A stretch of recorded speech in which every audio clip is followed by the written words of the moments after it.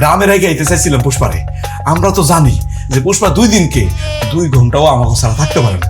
ওই যে মেয়ে করে কাঁদতেছে, চাবিটা তো আমি একটু দেখাই। ভাইজান দেখতে হবে না, ও ঠিক আছে, তুমি কি শুয়ে পড়ো, যাও। আসলে একটা কাজ করি, পুষ্পার মেয়ে উপরে লই আই।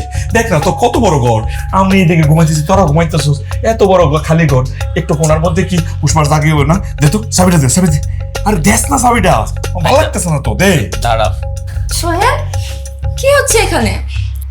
আর বলো না, ভাইজান ছাগল পুষ্পাকে দেখতে নিচে যাবে। না না না বৌমা, দেখলে হইব না, সাথে করে লই আইতে হইব, পুষ্পারে এই ঘরে রাখতে হইব। দেখো না কেমনে মেয়ে করতেছে, মেয়ে না মা কইতাছে। অসম্ভব! এটা কি আপনাদের বাড়ি পাইছেন নাকি? আর ছাগল নিয়ে উপরে আসবেন মানে?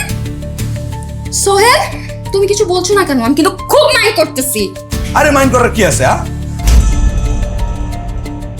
আমার ভাইয়ের বাড়িতে আমি আইছি, এতে মাইন্ড করতেছো কে তুমি?